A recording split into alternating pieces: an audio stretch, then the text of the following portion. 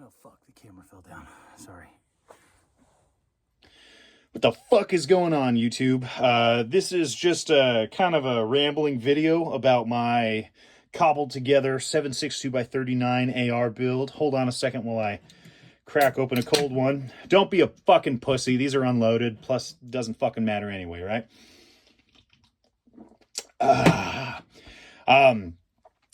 Budget build. Built this for about $500. Basically, you know, my state was saber rattling and threatening more fucking anti-gun legislation. Bunch of fucking cocks they are. So I wanted an RPK fucking out of my price range, both locally as well as online. You know, obviously they're cool ass rifles. So I was like, fuck, you know, and I decided to go with this 18-inch upper from Bear Creek Arsenal, Freedom fucking, you know, lower from Palmetto that had the, you know, the shitty little M4 furniture that I cast aside, threw away. Yeah, it's a budget build. Now, I understand the current trend is to fucking shit all over the entry level, you know, companies out there. Palmetto, Bear Creek Arsenal. And sometimes people can have bad experiences. You know, I find it to be a little bit bullshit where there's top shelf companies that do have the same kind of issues and people kind of write them off and give them a pass. And at the same time, heavily judge these, or worse yet, they'll buy a blemished version, not really know that there could be something that would be unseen, but obviously is a blem for a reason, and then get all fucking pissy about it as if they paid $3,000. Or, you know, the other thing is unrealistic expectations of hyper quality, despite, you know, a company just obviously churning out a shit ton of stuff. And I understand that if it's made by the hand of man, it can and will fail. So you're inevitably gonna run into some issues here and there. And, you know, I cut them some slack. You know, unlike the Turkish shotguns, which I've had 3 shit the bed on me, you know, for the budget entry level shit, it's okay.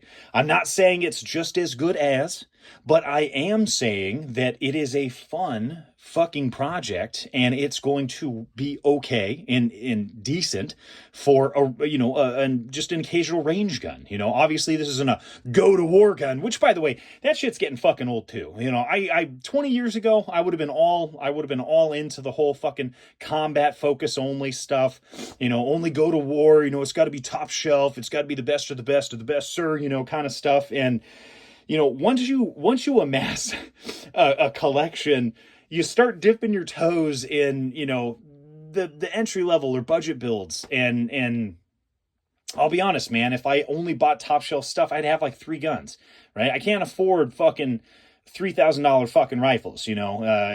TGC should get a fucking clue and realize that a lot of the guns they cover that are fucking $3,000 aren't relatable to the everyday average working person.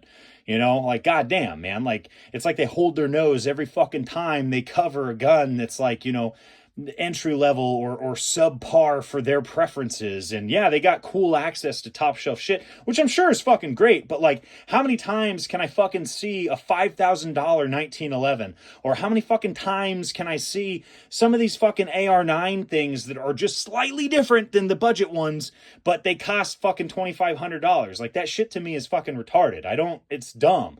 You know, like, it's cool. If I had access, I'd probably fucking shill like they do too. But at the same time, I'm getting a little fucking pissed that, you know, online, you know, a lot of YouTube guys that once they make it big, it's only top shelf shit. Like, oh, I got a staccato. And it's like, oh yeah, so the rest of us don't have that money, you know, and they're not going to spend that kind of money on a staccato. So like, you know, what else can we, you know, kind of take a look at that the rest of us can fucking afford?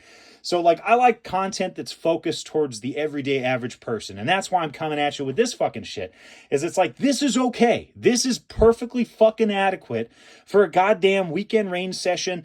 I'd say it's life expectancy. If I can, the main issue with the Bear Creek Arsenal 7.62x39 upper is going to be the extractor claw.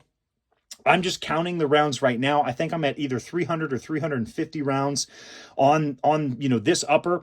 And I understand that it's probably an inevitability that I'm going to blow out that extractor claw because it looks like there's not enough meat on it and the metallurgy could be shitty. You know, I see that a lot of guys running the shorter pistol builds, they blow them out. I've seen a couple of guys online that run the 16 inchers. It's happened to them. Luckily, there's a couple of sites online where you can get replacements. I'm sure I could probably go through Bear Creek Arsenal as well. I just don't want to send them all my shit back. I'd rather just get that little part and fix it myself. But that's probably the main Achilles heel. A lot of guys, despite, this being a budget build, this being a budget optic and optics mount, may still shit on the fact that, well, you're not getting bolt action precision.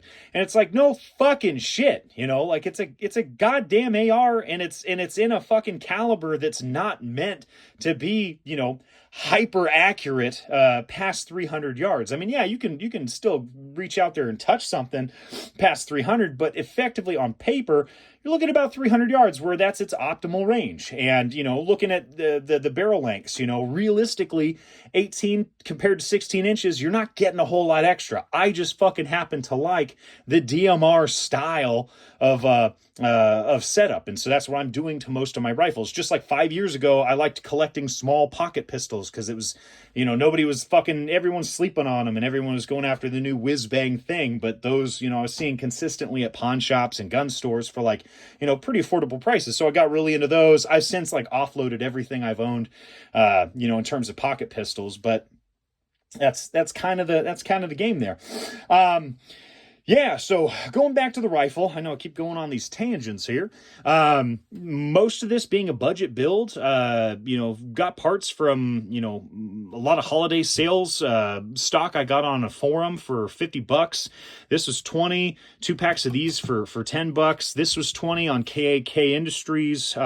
Magazine, same thing. I get these on sale. Oh, one thing to note, the Ranger plates, the Magpul ones that go on the USGI style of magazines, do decrease the capacity by about 1 round, at least with the 7.62 by 39. I can attest to what they do on the 5.56, magazines, but for the 7.62 by 39, I have found that this does decrease it by 1. So I write the capacity there, so I don't try and force fuck extra rounds in there that don't necessarily fit.